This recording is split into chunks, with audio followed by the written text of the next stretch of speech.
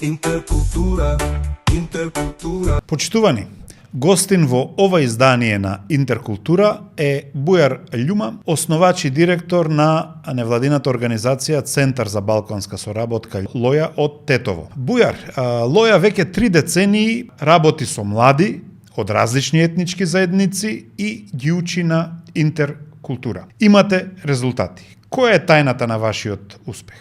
Прво благодарам за приликата да бидем дел од овој подкаст. Ми е чест што ќе споделиме време заедно. Тајната на успехот мислим дека е самиот наш пристап. Значи, ако гледат иницијативи во државно ниво, во локално ниво, тешко е да се промовира интеркултура со еден културен тим, еден јазичен тим, еден етнички тим или што не представува сам по себе нешто разликост.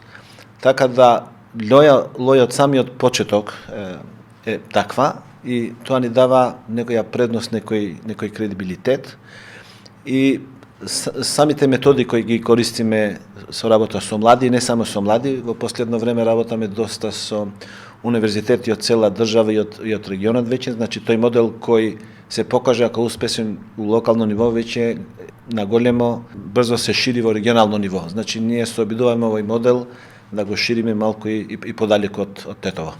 Зошто тоа не им успева на политичарите пред се, на институциите во земјата, на образовниот систем и пошироко? Зошто етнонационализмот, предрасудите, етничкиот јаз е се уште главен проблем во оваа наша држава? Мислам дека ни треба толкување меѓу, ако може да кажам, нас и нив. Единствено тие имаат други мерила, имаат други индикатори и други интереси. Ние, може би звучи малку арогантно од наша страна, но ние имаме долгорочни цели за општеството тука, за целата држава, за сите нас, така да нас ни успева прво од тоа што сме мешани во самата структура, второ од пристапот и трето ради целите кои ние ги имаме. Значи ние би сакале во простор долгорочно да го гледаме стабилен. Додека политичарите, мислим се, имат многу вешта техника на гледање на нештото, но на краток рок. Тука мислим дека работите се малку поеднакви. Ние работиме на еден проект кој е воспоставување на учење за мир, кој е воспоставен сега во 6 универзитети во Македонија. На самиот почеток ние сакавме овој проект да иде преку Министерството. И се сеќавам на состанокот, значи имаше таква одбивност према проектот и се мислев зашто тоа е така. И после разбрав дека у суштина е ради тој нивен краткорочен интерес. Ако не е нешто што им служи во кратки стази за брза придобивка на политичката елита, мислим дека тие не гледат некоја вредност у таа работа.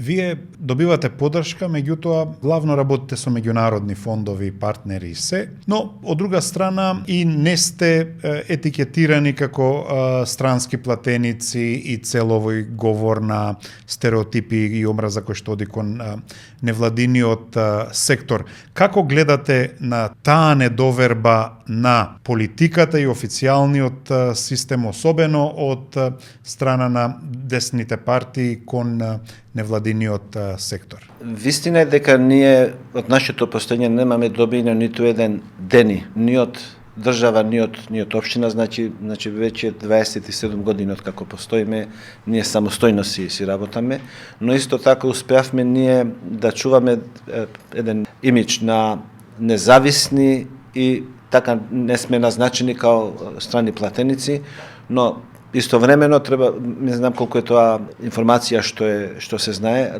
ако идете на, да речеме, на порталите на Wikileaks, може да најдете многу каблови за Лоја. Така да ние со нашиот пристап искрен и отворен и со нашето видување кон нештото што се случувале и што мислевме ние дека ќе се случат во општеството, се покажа како точни, али тука мислим дека и самиот невладин сектор малку треба да се преиспита. Значи, ние некако станавме елитистички организации И мислим дека често збориме со јазик кој не се разбира од масите и токму овој наш пристап, партиите, државните структури кои секако гледат со недоверба не само кон нас, него кон се што тие не може да го контролират, значи го користат таа наша слаба точка. Тука мислим дека Лоја прави разлика. Ние без разлика што имавме вертикален раст, значи бевме вклучени у многу политички комплексни регионални процеси, успеавме да ја чуваме добрата врска со базата. Пошто знаете што сега ситуацијата е хибридна, значи не е класичен напад. Целиот невладин сектор е под хибриден удар на не само структури од партиите, туку и пошироко од структури од регионот и од светски рамки. Значи, ние тука не може да одговориме со класични методи. И ние тука треба да сме хибридни и асиметрични у нашиот одговор. И мислам дека Лоја успеа да го најде тој хибриден и асиметричен одговор за да ја прикаже вистинската слика, тоа што сме ние у вистина. Еве и ти лично имаш седено на иста маса на панели со политичари од маштабот на Ангела Меркел, на Макрон, на многу други регионални панели, како што и самиот рече. Дали нашата политичка класа се разликува од светската, од регионалната и што е тоа што нашите политичари го грешат? Како да бидат подобри? Тука не мислам за своите интереси, туку за граѓаните и за целото општество. Вистина, јас имав прилика да бидем дел од берлинскиот процес во она што се вика soft infrastructure и во тие 4,5 години кога бев вклучен имав прилика да се видим и со премиери, со министри од тие кои се спонзори на берлинскиот процес, но и со премиери од целиот Балкан. Тоа што јас успеав да го приметам е дека кај нас многу малку има државничка политика. Значи, има вешта партиска политика која е краткорочна и е многу примитивна, можам да кажам, многу примитивна, многу арогантна, за разлика од држави кои се стабилни демократии и тука ти гледаш таа државничка политика, значи тие ја гледат нивните интереси кога самите тие не се тука да одлучуваат. Што кај нас, кога самите политичари кои се во даден момент се вклучени во некој политички процес, ако тие мислат дека таа политика продолжува откако тие нема да се таму, значи немаат ист интерес.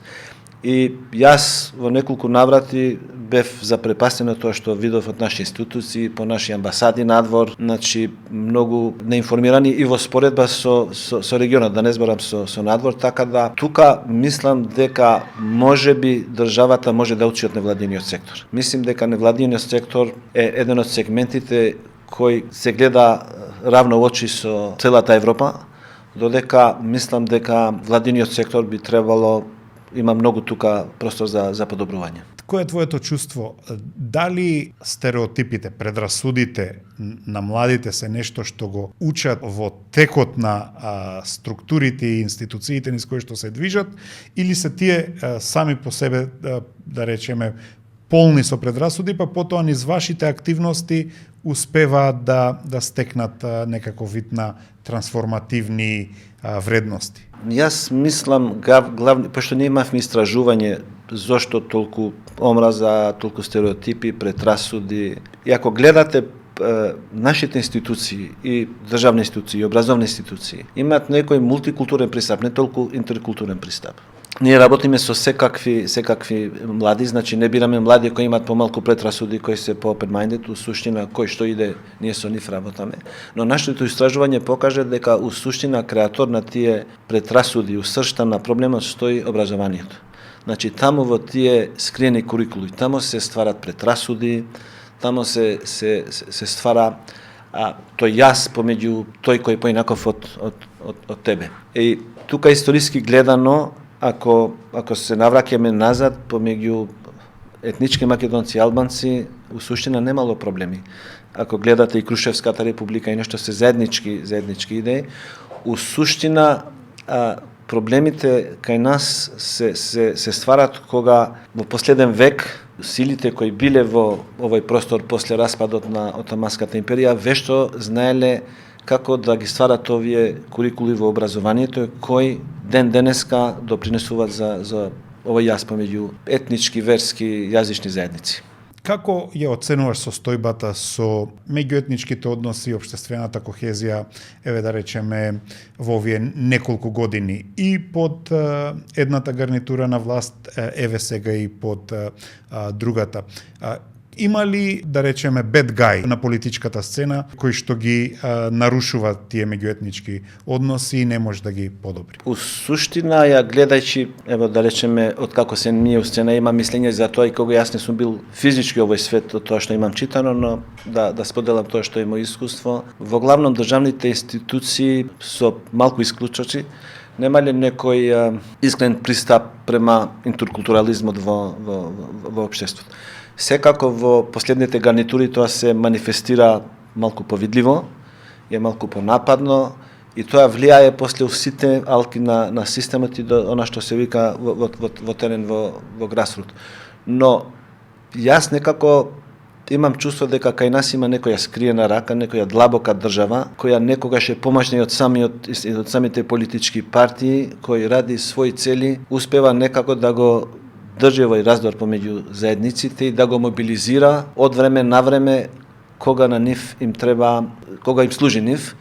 И тоа мислим дека не е само регионално, Македонија нема капацитет самостојно да има таква структура. Мислим дека такви структури има држави кои се у соседството имаат поголем капацитет од нашиот кои биле подолго присатни тука и мислим дека тоа е проблемот. И сега некоја политичка партија која е поблиска или пократкорочно гледа у државата, мислим дека го манифестира малку поотворено, додека имавме времења претходно кога имаше некој моментум што мислим дека ние као општество не можевме да го користиме тој моментум. И не знам колку брзо ќе имаме таков моментум во еднина, а патот на кој се ние движиме, имам чувство дека некогаш у некој момент ќе ја донесеме државата у една точка која веќе нема да има смисла како ваква.